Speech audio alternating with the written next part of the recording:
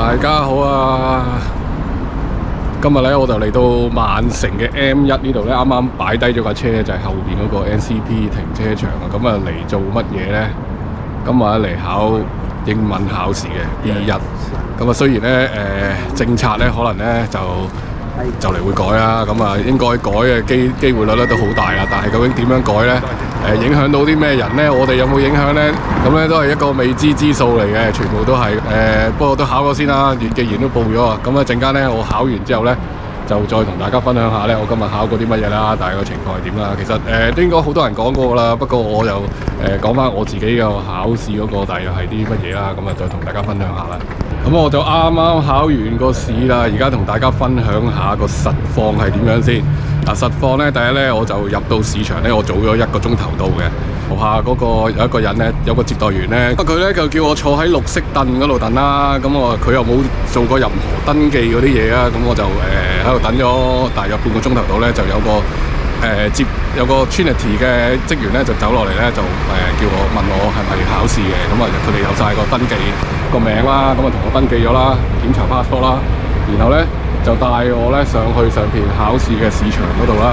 咁啊，跟住坐低咗之後咧，要再 check 個 passport 啦，跟住擺低晒所有嘅嘢啦，喺 locker 啦，然後咧就剩翻本 passport 啦，嗰個文件啦，我過馬路先。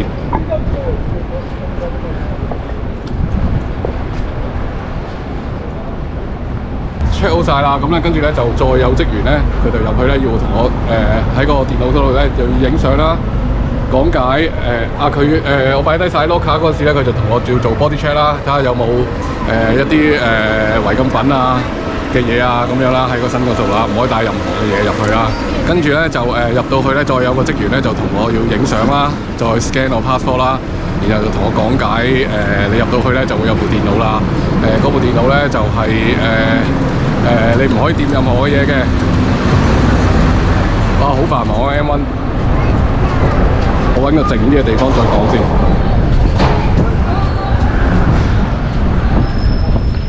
佢咧就話咧，你唔可以掂任何嘅嘢嘅。咁啊，如果掂咧，佢哋有 CCTV 錄到晒咧，就違規㗎啦。咁咧好啦，跟住咧就等啦，又喺度等啦，等呢個考試啦。咁啊，等咗2個同學考完之後咧，然後就到我啦，入到去咧。大概都係10分鐘考試嘅，一入到去咧就對住個 mon 啦，已經個考官咧喺嗰個電腦裏邊㗎啦。咁啊自我介紹啦，跟住寒暄幾句啦，然後咧就因為要寫一張 topic 嘅紙嘅，咁嗰張 topic 嘅紙咧，我今次咧我就寫咧我嘅工作啦，咁就有5個題目啦，咁就要講晒俾佢知啦。咁佢咧就好快咧就記到晒啦，記到晒之後咧，咁咧跟住咧佢就會差唔多逐個問題啦，佢會抽幾個啊，但係問咗4個度啦，就問我嗰幾個問題啦，問翻我幾個問題啦咁樣啦。但係佢咧就未必會跟你一樣咁問嘅，佢可能有啲第二啲方法咁樣問嘅。咁就跟住我就要答佢啦，然後咧我就要再問翻佢一個問題啦。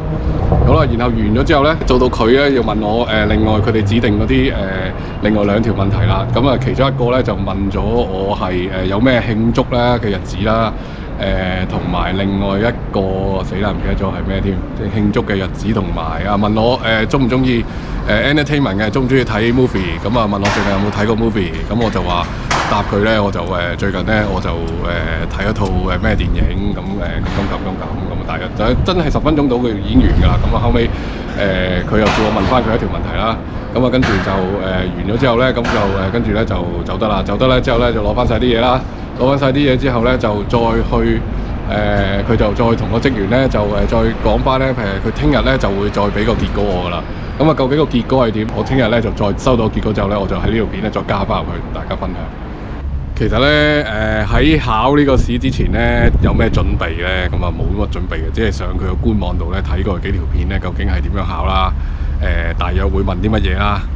跟住就係佢喺第2個，即係佢喺 topic form 嗰度咧，要自己寫自己其中一件事，跟住譬如你做啲乜嘢啊，講下屋企人啊，或者講一個 topic， 跟住咧就你列幾條問題。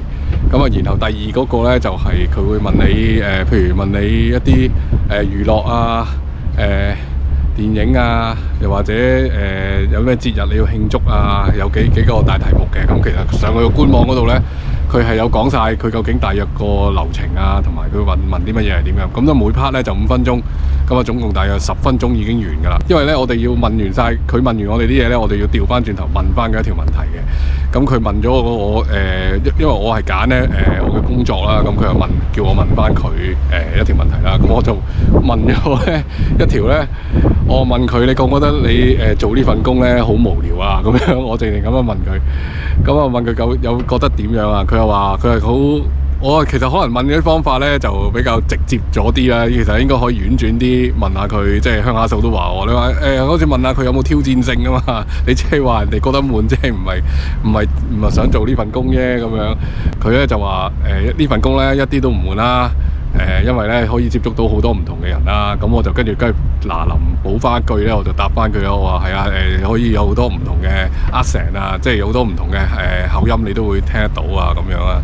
因為我對我嗰個係個女嘅考官嚟嘅，佢個 Miss 咧就啲口音係冇差唔多，我唔係好聽得出佢有啲咩口音嘅。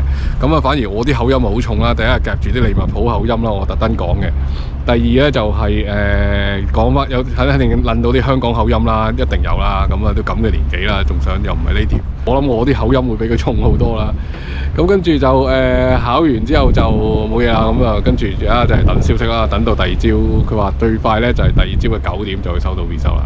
即係我咁啱去到咧就遇到一個香港人啦，咁佢就都比較緊張啲啦。佢就話即係對答可能好差或者點樣，我就叫佢俾信心自己咯，加油咯，放鬆啲，即係好似平時講嘢咁樣放鬆啲啦。因為其實我都調翻轉嚟講，其實我可能我緊張過你，因為我都係緊張。我入到去考，我而家個人老咗咧，唔知點解咧，年紀大咗咧，考試我覺得咧會緊張啊。就算之前考電工啊嗰啲都係嘅，我都覺得好緊張。考水喉又係好緊張啊，硬係好緊張啊。唔知點解，可能真係要考一啲嘢要考幾次啦，要好熟啦，試過好多次啦，咁樣咧就反而會放鬆少少心情咯。但係始終都係會緊張嘅，呢個係好正常嘅事嚟嘅。所以我都希望佢考到啦，都祝佢成功啦。咁啊，但係其實鄉下嫂返到去咧，鄉下嫂仲同我講咧，好好笑。佢話不如你直接去考 B2 啦，考咩 B1 啫？你橫掂都遲早都分鐘轉 B2 啦，咁你去考個 B2 先啦。咁樣其實 B2 真係要考啲咩？我相信都係真係要落啲苦功去操一操嘅。如果 B2 即係冇 B1 咁簡單，B1 應該係簡單好多嘅。今日嘅分享咧到呢度為止先。希望中意呢條片嘅朋友 like、subscribe、share 我哋嘅 channel， 多謝收睇。如果想支持小弟嘅，喺樓下留言板嗰度咧就有請我飲杯咖啡。下集再見，拜拜。